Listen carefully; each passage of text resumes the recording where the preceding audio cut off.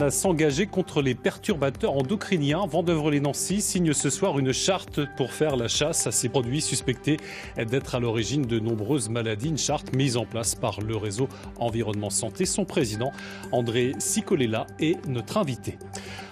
C'est une première en Lorraine. Ce soir, la ville de Vendeuvre-les-Nancy signe une charte visant à éliminer les produits endocriniens, ces substances chimiques qui empoisonnent notre quotidien. On va en parler avec notre invité André Cicolella. Bonsoir, vous êtes président du réseau Environnement Santé à l'origine de cette charte.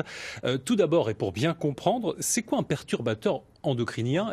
Comme son nom l'indique, c'est une substance chimique qui perturbe le fonctionnement du système endocrinien, c'est-à-dire le système hormonal. Et il impacte notre santé? Alors, il impacte notre santé principalement tout au long de la vie, mais principalement pendant le développement, donc pendant la grossesse, avec des conséquences sur la santé du futur enfant, du futur adulte, mais même sur la descendance. On a des données qui montrent qu'on a une perturbation, y compris sur les petits-enfants et les arrière-petits-enfants. Le problème, c'est qu'on les trouve partout dans notre environnement. On les trouve partout, mais principalement dans la sphère domestique. C'est ça la caractéristique.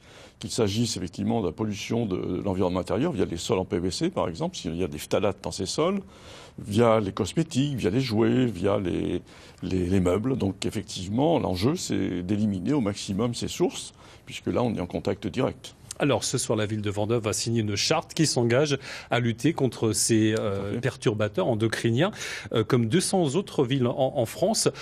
Ça l'engage à quoi? Ça engage à quoi? Ça l'engage en fait à une démarche. C'est une démarche parce que c'est une démarche d'information déjà, de sensibilisation au niveau de la population, puisque c'est important que chaque citoyen soit conscient qu'il a la capacité, dans une certaine limite, mais de gérer son propre environnement intérieur. Donc c'est important. Vous voyez, quand on a mis l'accent sur les biberons au bisphénol, les villes à partir de la suite de Paris, se sont mobilisées pour éliminer ces biberons. Et donc les parents aussi ont été sensibilisés à arrêter effectivement l'usage des biberons en plastique. Alors toutefois, quand on parle de perturbateurs endocriniens, on pense aussi, ils sont pointés du doigt aux agriculteurs qui utilisent le glyphosate dans les herbicides.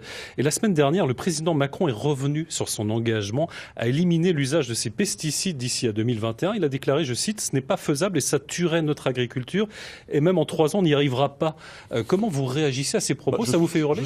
Non, hurler non, mais je suis un peu étonné parce qu'en fait, on sait que le temps de conversion vers l'agriculture biologique est de 3 ans. Donc, alors évidemment, ça ne peut pas se faire en 15 jours, il faut accompagner. Parce qu'évidemment, ce n'est pas une décision brutale. Mais on sait produire, heureusement d'ailleurs, sans pesticides. Et donc, une grande partie des pesticides sont des perturbateurs endocriniens, pas tous.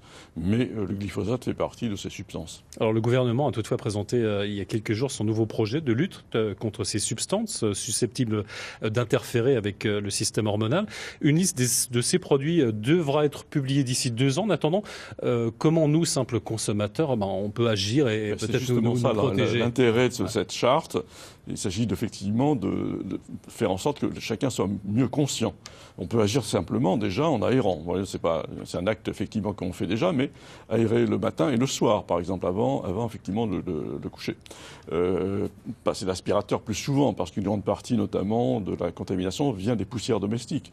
Le phtalate le plus courant et le plus toxique d'ailleurs, c'est le premier contaminant de la poussière domestique. Donc on a effectivement aussi éliminé de façon générale les emballages en plastique qui sont une source de contamination.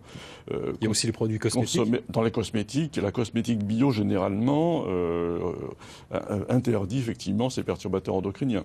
C'est une source de contamination importante à laquelle on ne pense pas parce qu'on vit tellement avec, c'est tellement proche, mais c'est une contamination qui est quotidienne, quasi quotidienne en tout cas, et donc qui peut aussi principalement toucher les femmes enceintes. Et c'est ce problème-là qu'il faut aujourd'hui, c'est autour de cette protection qu'il faut construire une politique de prévention. Merci beaucoup André Cicolella. J'indique que vous serez tout à l'heure à 20h, salle des fêtes Berny Bonvoisin à Vendeuvre-les-Nancy pour présenter une conférence sur ce thème. Merci à vous. Merci. Voilà, un entretien enregistré un peu plus tôt cet après-midi.